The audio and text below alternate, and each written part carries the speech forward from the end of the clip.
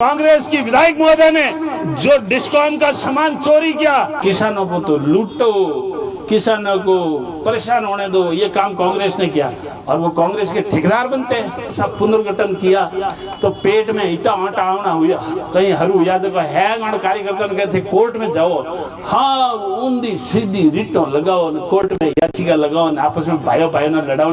कांग्रेस की विधायक महोदय ने जो डिस्कॉम का सामान चोरी किया आपके मथानिया से, पकड़ा गया बनाड़ में, एफआईआर हुई बनाड़ में, वो एफआईआर को ट्रांसफर कराया आपके मथानिया में और उस एएन मीणा को बचाने का काम किया तो पूर्ववर्ती विधायक ने किया। और यदि नहीं हो तो वो एफआईआर भी ढूंढ लो। अब मैं उस ऐसा है कि बोलते एफआईआर को अगली दफा मैं उस एफआईआर को वापस खुलवाऊंगा। जो है ना, उसका क्या नाम था, अटल मीणा। अटल मीणा था जिसने किसानों का सामान चोरी करने का काम किया। सामान पकड़ा गया बनाड़ में और एफआईआर भी भोपाल सिंह जी बनाड़ के अंदर हुई, त्रिभुवन सिंह जी, उस वो सामान चोरी किया हुआ पकड़ा गया और उसके ऊपर पूर्ववर्ती विधायक ने पूरी एफआईआर का मिटिया मेट कर दिया। बोला किसानों को तो लूटो, किसानों को परेशान होने दो, ये काम कांग्रेस ने किया और वो कांग्रेस के ठेकेदार बनते हैं। अरे किस प्रकार की बातें करते हैं आप भाई। मैं आपको एक ही चीज कहना चाहूंगा भाइयों, इन 18 महीने के अंदर लगभग 260 करोड़ रुपए की सड़कें ओसिया विधानसभा क्षेत्र के अंदर आई।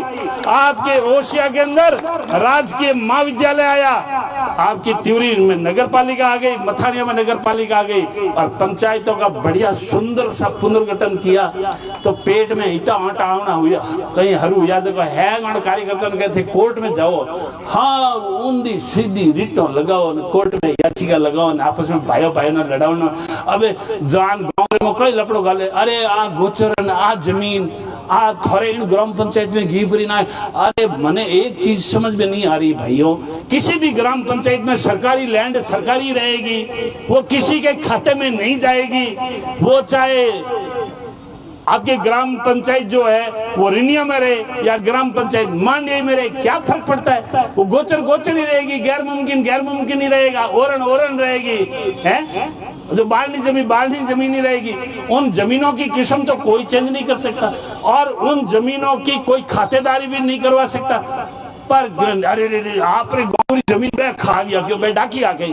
मतलब इतना झगड़ा कराने में कांग्रेस वाले माहिर है और कहाँ रिट्टे जाके दे दी। इसका नाम तो ये श्री कृष्ण नगर नहीं होना चाहिए, ये तो किसी का व्यक्तिगत नाम है। अरे भगवान का नाम है कृष्ण, ये तो इनको पूछ लो। और यदि मान लिया जाए किसी बोलते महापुरुष का नाम लिख लिया कि भाई चौधरी चरण सिंह देश के प्रधानमंत्री थे, भाई देश के प्रधानमंत्री जी के नाम से ही रावणीय विलेज बन गया, तो लोगों के पेट के अंदर तकलीफ हो रही है। मेरे को शर्म आती है ऐसे लोगों की सोच के ऊपर कि देश के प्रधानमंत्री जी के ऊपर कोई राजस्व गांव का नाम लिखा और इन कांग्रेसियों के पेट के अंदर आटे आ रहे, तो ये आटे तो मेरे से नहीं निकलेंगे। एक बात मैं उनको स्पष्ट कहना चाहता हूँ, यदि राजनीति करनी हो तो सकारात्मक राजनीति करो। भाइयों को लड़ाने का, झगड़ाने का, एक दूसरे से लड़ाने का, झगड़ाने का वो समय गया। लोग अब आजकल समझदार हो गए, लोग सब समझते हैं कि अपना स्वार्थ सिद्ध करने के लिए हमें लड़ाई झगड़ा करा रहा है। मैं आपको विश्वास के साथ कहता हूं भाइयों,